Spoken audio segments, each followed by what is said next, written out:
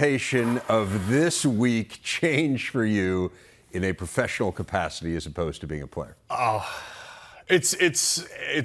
just have this buzz inside of me. As a player, you at least feel there's some control over the outcome, right? I feel like I can have some say in leading my team to victory. Right now, I'm watching film and I'll say, wow, Ohio State's got an edge here. Okay, Michigan has an edge here. And I just keep going back and forth trying to figure this out.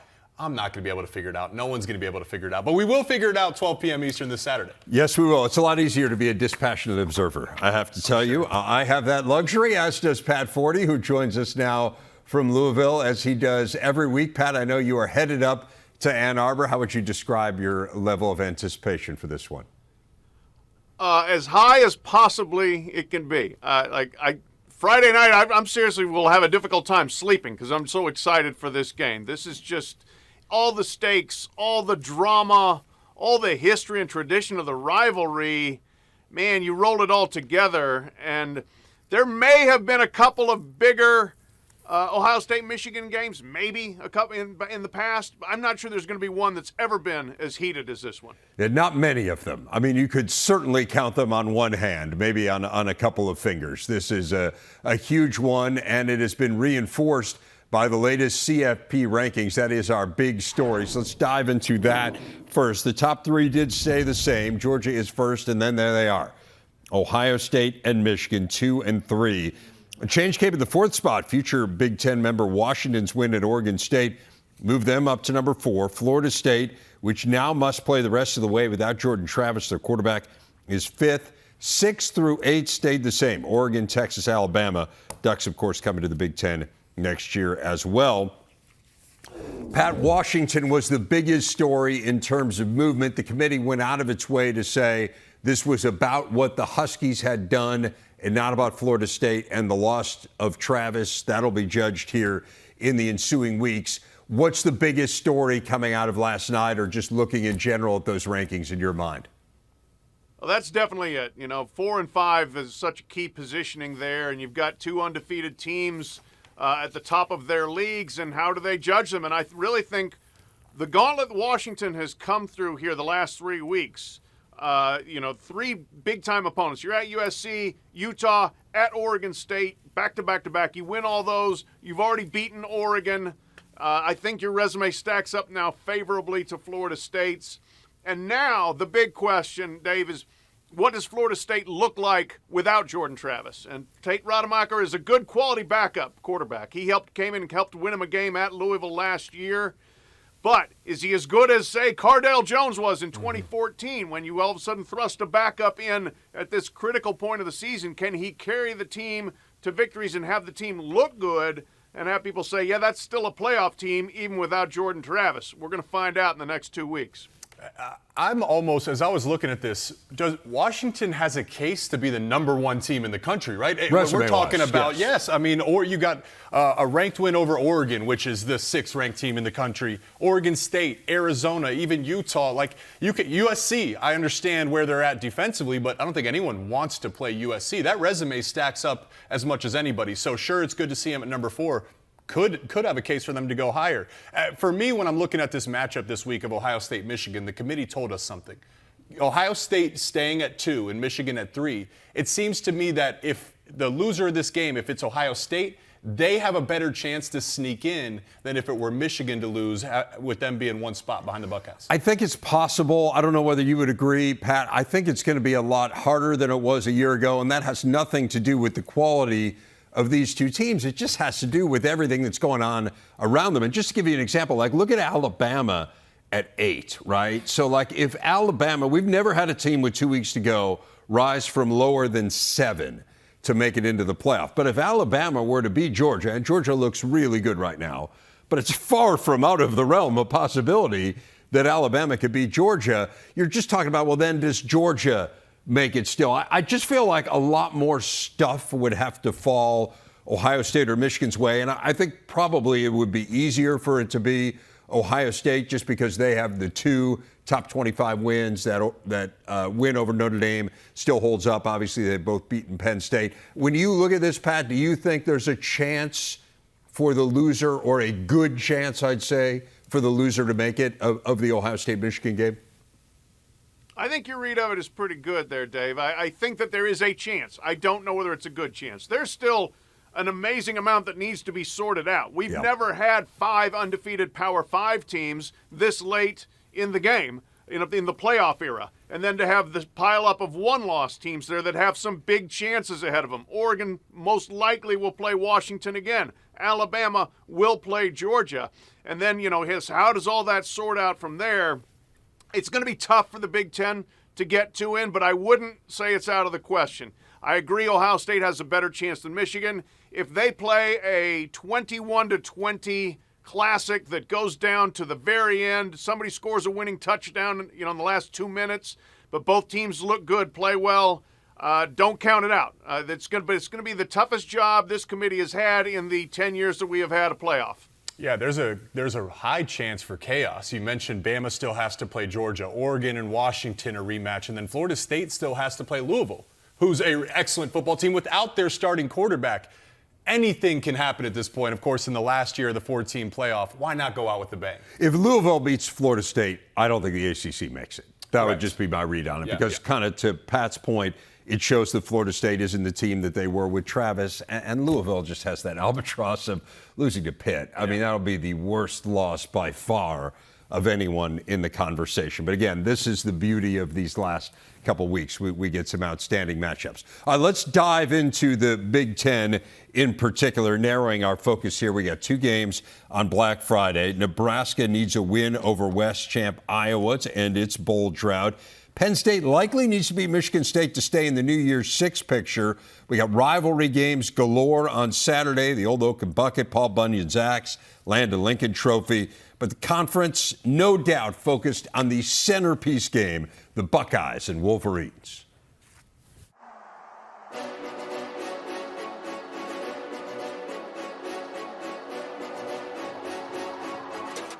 The game, greatest rivalry in all of sports. It doesn't take long when you come to Columbus to realize just, no other word to say, the hatred that's between the 2 teams. Or every year, it's going to be us with them. We're headed in the right direction in terms of that rivalry. Currently in this 10-year block, we have the upper hand. That one Saturday, that's what we work for every other Saturday when people aren't watching us. It's almost like somebody's chasing you, like, are you getting out work today? We got to eliminate that complacency and play for them with that same hunger that we did for the past couple of years. We're starting to flip the narrative.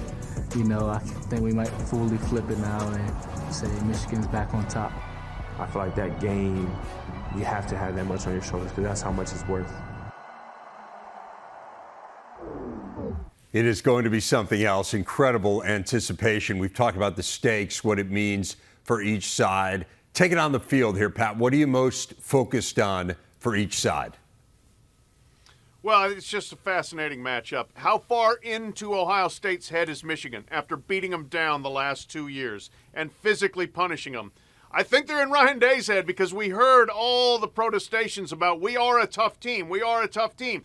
This will be the game that will prove how tough Ohio State is. I do think they're a tough team. I think they're good enough to stand toe-to-toe with Michigan here. But specifically, I want to see the Michigan defense against the playmakers for Ohio State. Obviously, Marvin Harrison Jr. Will Johnson is an NFL cornerback in the making, and I want to see that matchup. Well, it may not be a full 60-minute matchup, but when they're on each other, that's elite on elite.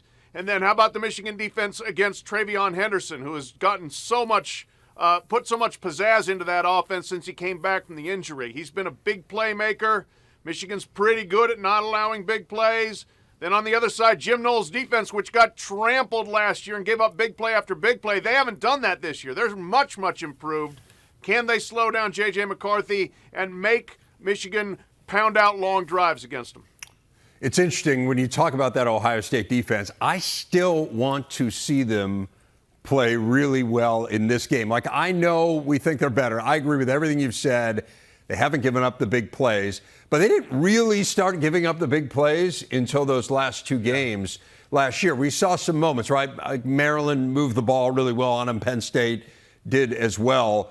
But they were still a top 10 defense, scoring defense and total defense heading into this game last year. I think we all believe they're better.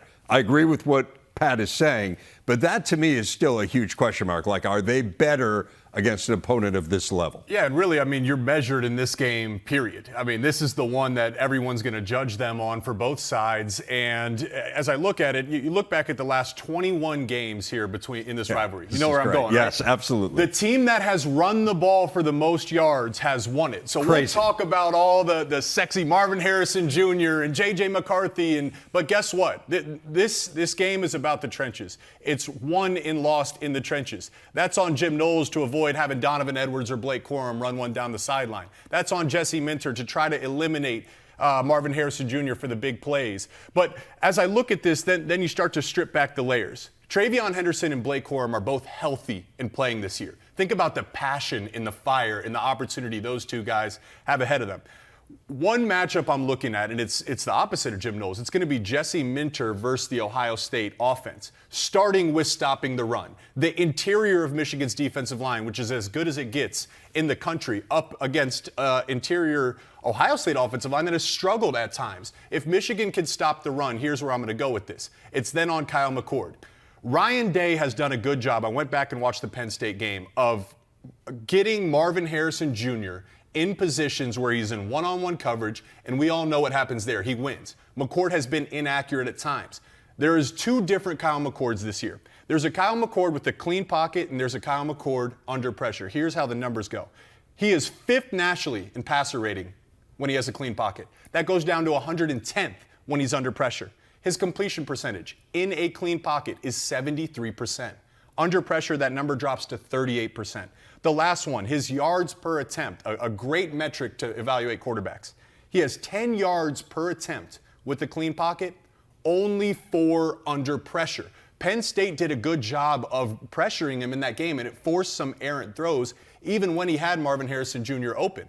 Jesse Minter likes to bring pressure. If Michigan can stop the run, that's forcing Ohio State into passing downs. That's when we'll see the pressure. That's when we'll really get a measuring stick for Kyle McCord. Going to be fascinating to see how he performs in this huge game. We've seen him in a couple spotlight games. Been pretty good so far. We certainly have a lot more evidence on J.J. McCarthy and how he performs in big games. But I would say, Pat, there are questions about him heading into this game. I mean, 3 straight games without a touchdown pass. I think it's fair to point out they barely threw the ball at all against Penn State. So maybe that distorts the numbers a little bit. But I don't think the J.J. McCarthy of these last few weeks is anywhere near the J.J. McCarthy that we saw at the beginning of the year. How concerned are you about the Michigan quarterback? I'm definitely wait and see there. I mean, he's a very good player. But to the point that you made about the Ohio State defense, this is the game where you've got to show your improvement. Yep. I'd say the same thing about J.J. McCarthy against Texas Christian last year in the playoff.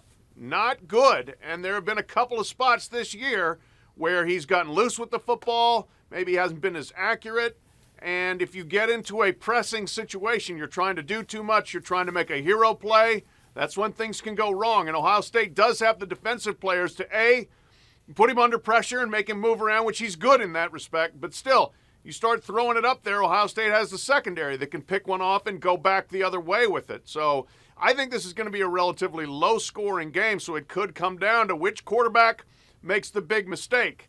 That Michigan, 14 interceptions this year on 279 pass attempts against them. They're intercepting 5% of the opponent's passes. It's not a bad number. And if McCord puts a couple in harm's way, that could be the game changer. So quarterbacks, they're not only going to have to make plays, they're going to have to avoid making the disastrous plays. This is where the loss of Jim Harbaugh really magnifies J.J. McCarthy's game. One, because Jim Harbaugh was a former quarterback, and we've seen many examples of their relationship, how he pats him on the pads pregame and comes over and talks to him. Well, Coach Harbaugh's not on the sideline to guide and steer and advise J.J. throughout the game. The other piece is now your offensive coordinator and your play caller is the head coach. So he can't come over and talk to you and talk to the offense as a whole. He has to be the head coach when the defense is on the field. JJ is going to have to find something internally this game. He's going to have to rise above all those challenges and play to the ability we all have seen him capable of touching. Right. I mean, I think there's a couple components to Harbaugh's absence, and you talk about kind of the pragmatic stuff, like the stuff that matters, the reason you pay a guy the amount of money that they pay him is some of those sideline decisions and how he gets his team to perform in the big moments. I'm interested in the motivational part of it, too.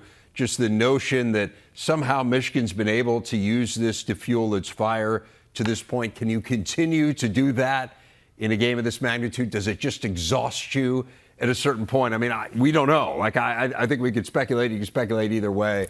I'm fascinated to see how that part of it plays out. That team meeting Friday night when Coach Harbaugh's still there. Yeah. We're gonna see very early in the game the direction of that meeting went. I'd imagine it's emotional and fiery and passionate. Fascinated to see it.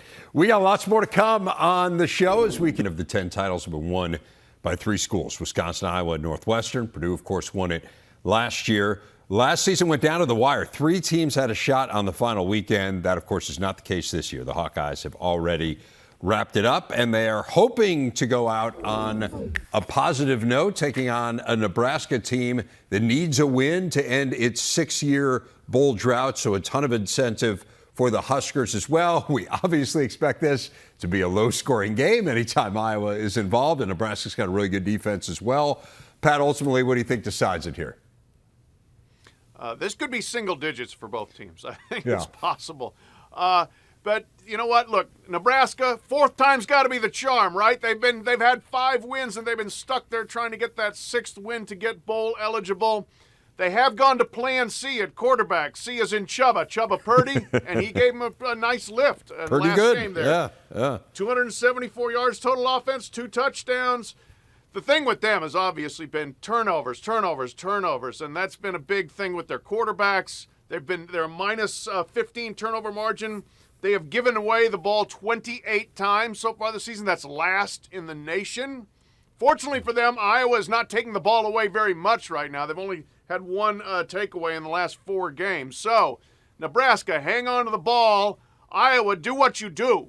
You know, play your defense, play special teams, kick them deep, see if they give it back to you at midfield or closer, and take advantage of it there. But this will be a classic Iowa Big Ten West football game, I am sure. Yeah, Pat, you're right. I mean, usually we think of Iowa winning because of the turnovers. You know, the recent past few years, they've been one of the best teams in the country in turnover margin and taking the ball away. That number's regressed a little bit this year. But I think part of the reason is because teams know that's how Iowa beats them, and they just haven't tested the back end. They haven't given them as many opportunities to take the ball away. But Nebraska's fumbled the ball, too. Nebraska just gives it away anyways. Turnovers absolutely decide this game. And, of course, when you're on your third-string quarterback, that's music to Phil Parker's ears, right? And the other piece of this, and it's the beautiful part about rivalries, your opponent's pain is your joy. You get your joy anyways, but for Iowa, Nebraska beat you last year and ruined your season. They want revenge. For Nebraska, this is your chance to get to that 6th bowl game. And it is not about the game, though the game is awesome. This is a brand new head coach and brand new culture for Nebraska. They need those 15 practices.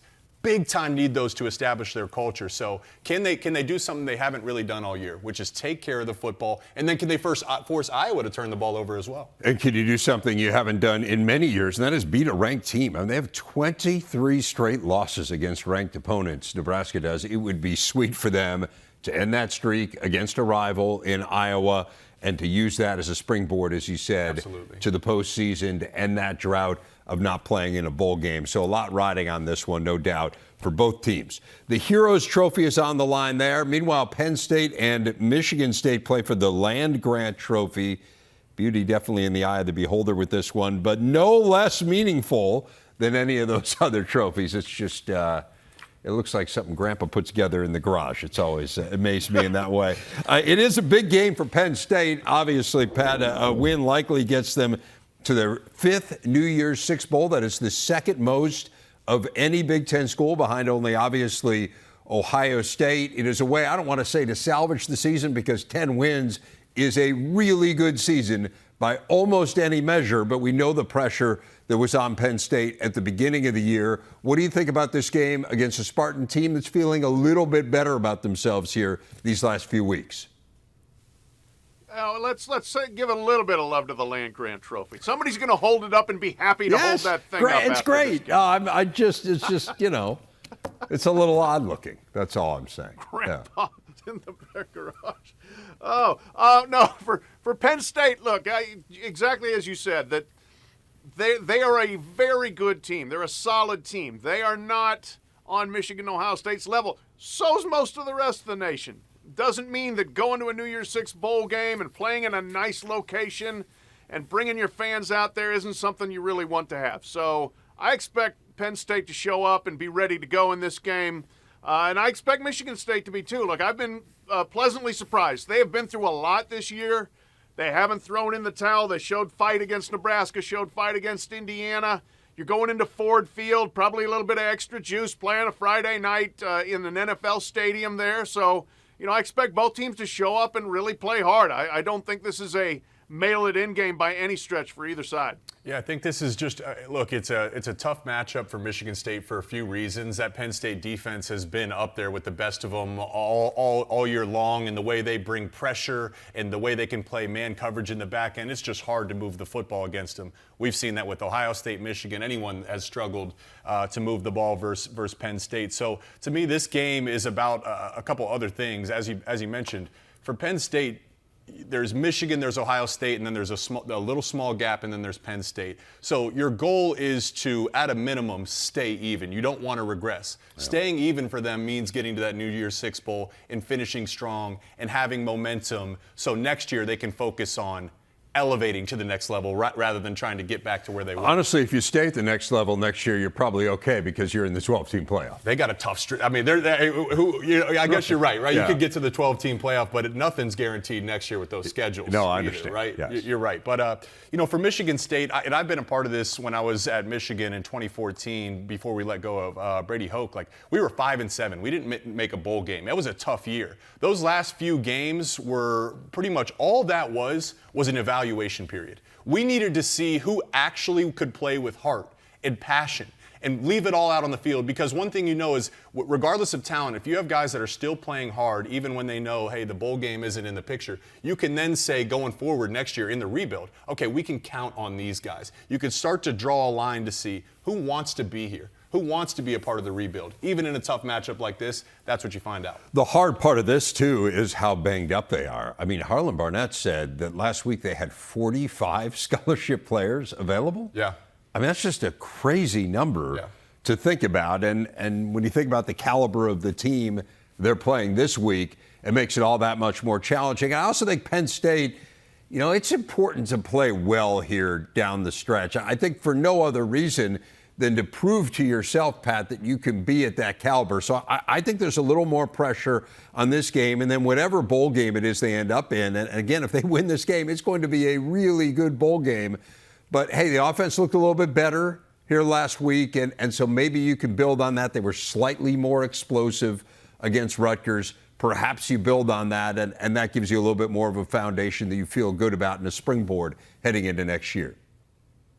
Yeah, absolutely. And look, they made a change at offensive coordinator, shook some things up, and maybe got some benefit out of that. And now there's a little bit of a clean slate on that side of the ball of, okay, you know what, we were stuck in some ways, and now we're freeing ourselves up, and let's see what we can do. Let's see what we can make out of this in a Michigan State defense that has been known to give up some yards and some points. So if I were the Penn State skill position players and Drew Aller, I'd be pretty fired up to go in and say, let's let it rip a little bit in Ford Field. And not just skill position players, Pat. Tight ends in particular. Michigan's tight ends had a big game. Devoid of skill position? Is that it could be a good game for those talented Penn State tight ends. Are you saying the tight ends don't fall? I mean, kind of like, I'm always looking for a chance. Well, I'm just saying it's a little, they're kind of in between. Well, right? we have to give respect to the O-line, too. We don't want to abandon them. No, I understand. Yeah. You live between two worlds. That's the fascinating life of a tight end. 3 more trophy games. Northwestern already going bowling. Pat, Illinois needs a win to get to a bowl. What intrigues you here about this matchup? Well, I will say, this trophy, the hat, whatever, we need a Dave Revson ranking, a power rankings of all the rivalry trophies, and see where this one falls. Yeah, hat's solid. Yeah, it's a new, it's a new iteration. They had some other stuff before the hat, but now they've landed on the hat. Right. Yeah. No, I'm fine with the hat. Yeah. Look here.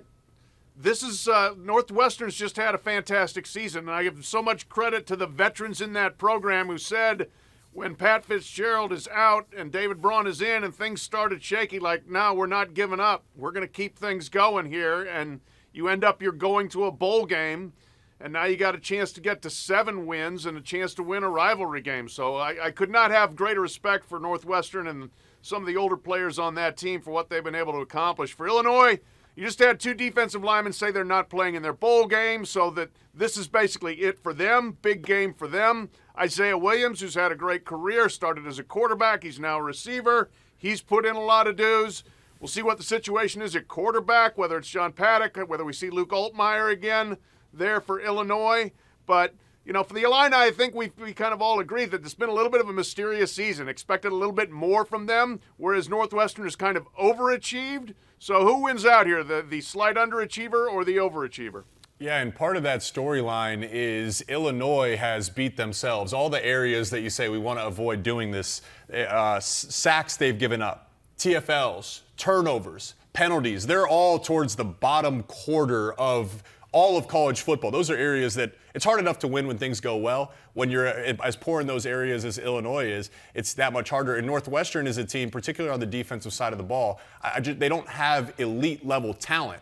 So what's amazing about Coach David Braun is he's coached these guys to be extremely disciplined and take advantage of the opportunities when they come that way. They don't beat themselves all too often. So which one gives up there? On the flip side, when Illinois is on defense, what's hurt Northwestern offensively?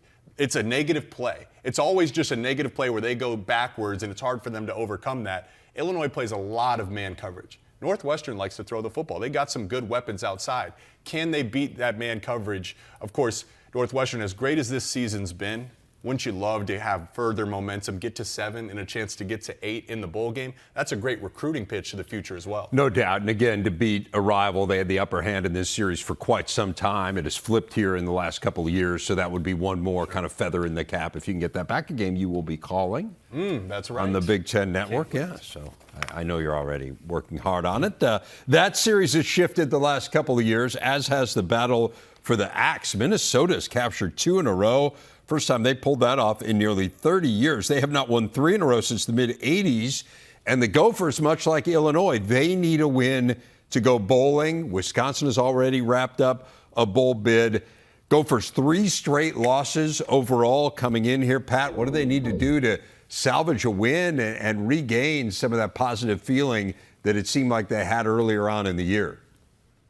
Yeah, they got to get the defense back in order. They've kind of been leaking on that side of the ball there. If you look at just conference game stats only, this is the weakest the defense has been under P.J. Fleck. So giving up some yards, giving up some points, that's been a big part of the 3-game losing streak here. So get some stops, get back to playing kind of more of that ground and pound ball control sort of defense or ball control sort of style that Minnesota prefers. And there's no doubt they want to win this for the historical stakes that you laid out. To get that, I think it was 85-87 the last time they won 3 in a row. And, there's Minnesota nice, but then when you mention the Badgers, they're not as nice up there. That's my experience. Is all of a sudden they get a little bit of edge to their voices when they start talking about Wisconsin. So quality rivalry here playing for the Axe. Yeah, Pat, leaking is a good word for Minnesota's defense. Of course, they've been banged up at the linebacker position. That's really, really hurt them. Teams have been able to take advantage of it. And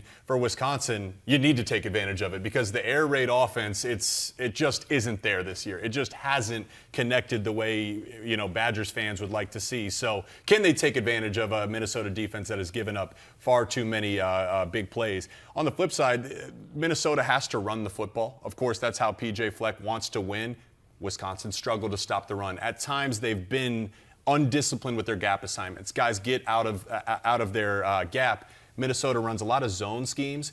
If you're out of your gap, that's where the zone schemes hit you. If guys are out of there, the double teams start to create some big-time holes for the backs to go up through. Really, the challenge here is for Coach P.J. Fleck.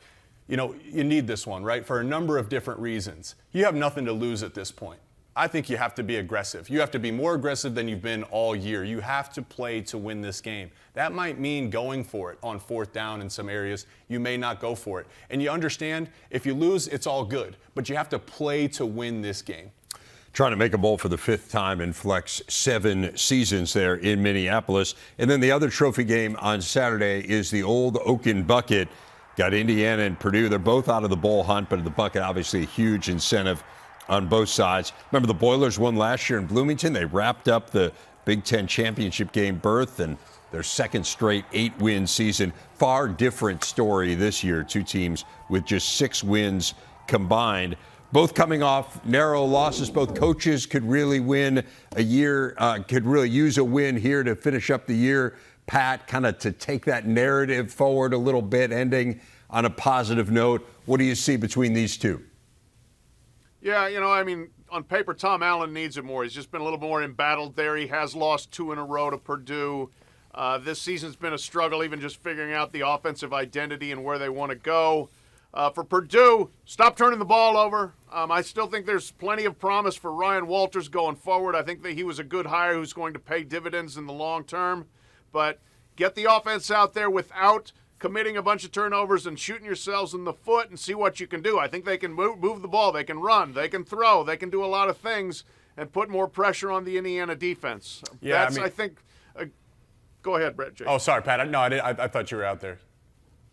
I guess, as I'm looking at this, when you're talking about both head coaches, this is a big game for both head coaches simply because these teams need to put it together for 60 minutes, for 4 quarters. Indiana at times has shown some flashes where you're like, wow, if this team could play like this is a solid football team. At times with Purdue, they've done the same back-to-back games rushing for over 300 yards. That's impressive, yes, right? Yes. But can you put it together for 4 quarters, and can either team avoid the mistakes? It's really a very similar narrative throughout the whole conference. Is the game? A lot of games have been lost more than they've actually been won. And to me, that's on the head coach to get those teams in order. 2 worst scoring defenses in the Big Ten, which I would not have expected coming into the year given the background of those 2 coaches. But again, that's kind of where they are.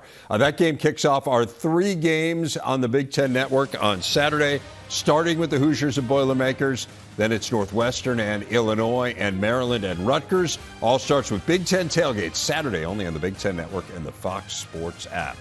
Going to turn our attention to hoops next. Illinois coach Brad Underwood, fresh. This is the second straight year that we have partnered with Coaches vs. Cancer here on the Big Ten Network. They have an amazing auction going on for the next 4 days. It includes game experience opportunities, behind-the-scenes stuff, tremendous golf opportunities as well, a chance to play some renowned courses, in many cases to play them with college coaches. You can check it all out, cvcexperienceauction.org, or you can scan the QR code, which is going to be on the screen during this next interview. It is our big interview with the head coach of Illinois, Brad Underwood, also the incoming chair of the National Council for Coaches vs. Cancer. Coach, really appreciate you joining us. I know you're literally coming right off the practice court to do this, so really love the fact that you're able to squeeze us in. Give people a sense of Coaches vs. Cancer and the scope of this organization and why it's so meaningful to you. Yeah, Dave, and I appreciate it, and happy Thanksgiving. Cancer's touched everybody, and friends, family, counterparts, and Coaches vs. Cancer is 30 years old. Norm Stewart started it. We just celebrated our 30th year, and the one thing we've done is we've raised over $155 million for cancer research. And then there's been a unique likeness between the golf world and helping raise money for events. But coaches all over using their platforms, using their connections in the corporate world, using their connections with alumni. Everybody's so many people have taken on doing local events as well as the national scenes, and all to benefit the American Cancer Society, Coaches vs. Cancer, and again, we're really proud that we're in a position to raise hundreds of millions of dollars to help this dreaded disease. And we're a lot more than coaches, and coaches are stepping forward to this challenge. And I'm excited to take over for Lon Kruger, who I've got huge shoes to fill. He did an incredible job for years championing this cause, and I'm excited to be a part of it and take over for him here the next couple of years. Well, it has really struck me in the last couple of years as I've gotten a chance to kind of see some of these events on the periphery, just how wonderfully the coaches work together on this. And this auction is a huge indicator of that, Brad. I mean, just looking through it, and again, we would encourage people, there's the QR code as well as the website there on your screen. I mean, there are some incredible experiences here. Give people a sense for this auction and some of the stuff that they can do. Well, and I do hope everybody goes to the QR code and you get to see a different side of coaches. Yeah. You know, so many times you just get to see us on the sideline and whether it's a golf outing, and there's a lot of those, or more importantly, it's the game day experience. And so many of the coaches in the Big Ten have given to their time, their accessibility to a game day experience. I know we've got one with with Maryland, and you get the full meal deal. You get the shoot around and see what all the preparation is. You'll hear the scouting report. You'll go to pregame meal with our guys. You'll see what they do before the game and behind the scenes, and access to the locker room, and then you're sitting right behind the bench, and that's a unique experience that very few get, and yet so many coaches have stepped forward and said, this is a great thing, and we can raise a lot of money. We're trying to raise north of $125,000 minimum this year just on these game day experiences, and then there's rounds of golf, as you mentioned in the opening, some elite courses with some of these coaches, and you see a different side and away from the basketball side, and it's well worth the money spent and raised to take part in these things.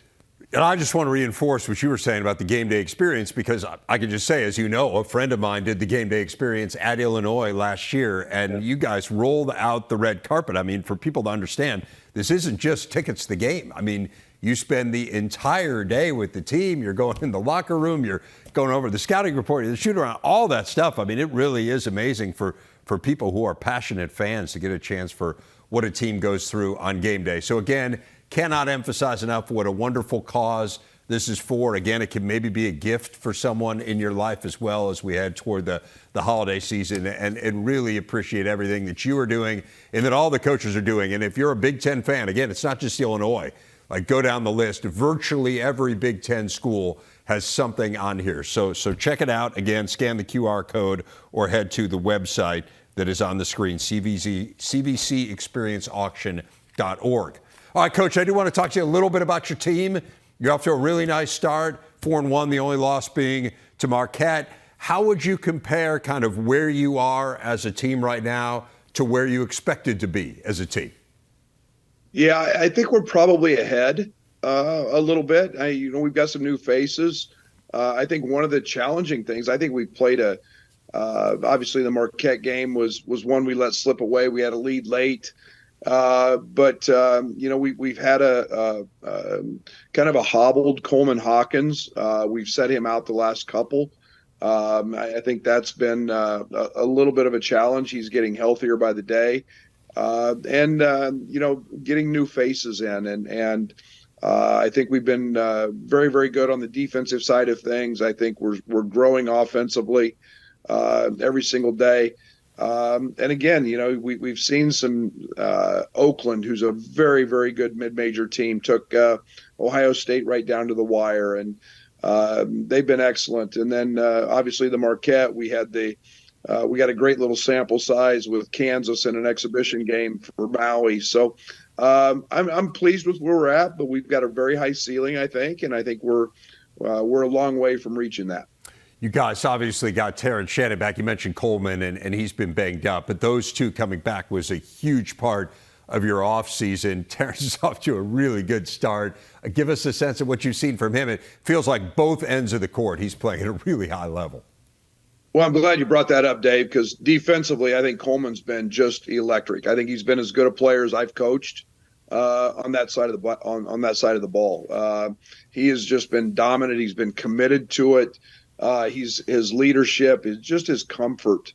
Being a second-year guy with us, he's gotten out in transition. He's rebounding at a much higher clip. And a lot of the points he's scoring aren't out of offense. They're coming in ways that he didn't score a lot last year. So I'm really pleased with that. Marcus DeMosk has been another guy, a newcomer from Southern, that's really stuffed the stat sheet. He had a great game against Marquette in a big boy game, and the other night he had 9 rebounds and he facilitated. He's playing all over the court for us. We're starting to see Dane Deja round back into shape. So, but it all starts with Terrence, and he's been, in my opinion, one of the best two-way players in the country thus far. You guys have a game coming up Friday here on the Big Ten Network. It is against Western Illinois, which is a place where you spent a decade as an assistant coach. So what does this game mean to you, Coach? Yeah, it's the first time we've played them, yeah. And again, they're having a nice year, and it's a place I've spent 10 years. I've got great friends. It's been one of the joys of being the coach at Illinois is so many of those Macomb people and friends that we have been able to come over to games and stayed connected. And again, all 3 of my kids were born there. My wife taught school in Good Hope, and so we've just had a kind of a wonderful reacquaintance with so many of those people in our time back here at Illinois. And now we get them in a game, and Jeff Alexander on my staff was a player there. So, it's a game that's got a little extra incentive. It's fun. It's going to be very challenging, but again, not very often do you get to play a place that you spent so long at. And we'll do that on Friday night at 8:00. Well, we are looking forward to that one. Again, Coach, thank you so much for taking the time out today to talk about CVC in this auction and all the great stuff that fans can bid on and help a wonderful cause. Happy Thanksgiving to you and your family, and look forward to seeing you guys back out on the court on Friday. You got it. Thanks, Dave, for all you do. And go to the QR code, please. And it's the experience of a lifetime. Everyone will enjoy it no matter where you're at. Absolutely. Thanks again, Coach. The dramatic conclusion at 40. Got a couple teams that are bowl bound, Maryland and Rutgers. They will get together on Saturday in Piscataway, each one looking to get a win and head into the postseason with some momentum. What interests you the most in this one, Pat? Well, you know what? This is a couple teams that have kind of pushed their way up in that Big Ten East. This is the last year of a Big Ten East where Maryland and Rutgers have to look up at Michigan, Ohio State, Penn State. One of these teams is going to be 4th. That may not sound like a lot, but it is when you're used to finishing 6th or 7th. So these schools have been a little bit upwardly mobile. They've had good seasons, especially Rutgers, going bowl bound for the first time in a long time. Senior day, can they untrack the offense? It's really struggled the last 2 weeks, but that can happen when you play Iowa and Penn State. A little bit more opportunity against the Maryland defense. Yeah, there's 2 individuals in particular I have my eyes on, and it's Coach Greg Schiano for Rutgers. This is a chance, really. I mean, he's got as good a case as anyone to be the Big Ten Coach of the Year, right? This is a statement opportunity for him to lead his team to that 7th win and finish this season strong. For Maryland, I'm looking at Talia Tagovailoa, one of the more decorated quarterbacks in Maryland history, one of the more decorated quarterbacks in Big Ten history. This is your chance. Rutgers has a phenomenal defense. They have pushed Michigan and Ohio State and Penn State. For Talia, if you want to win this game, you have to overcome the challenges that Rutgers presents defensively. So for both of those guys, what a great opportunity to finish the regular season here strong. No doubt. Terps looking to win 3 straight in this series for the first time ever. Let's wrap things up here. Pat, the dish you are most looking forward to consuming on Thanksgiving tomorrow? I've got a turkey breast on the smoker right now, Dave. That's my mother-in-law makes the big turkey. I smoke the turkey breast. I'm partial to my own creation. I hope it's turning out well. All right. It better be good. I mean, with all that buildup, no doubt. How about you, Jake? I'm a big sweet potato guy. And really? You put the marshmallows on it for Thanksgiving, so that's I can't wait for it. You put the marshmallows on it. What about you? Yeah, I'm not a marshmallow sweet potato. I love stuffing. I could eat an entire plate of stuffing. Throw some gravy on top of that. Yeah, I think it's fabulous. It's finally here.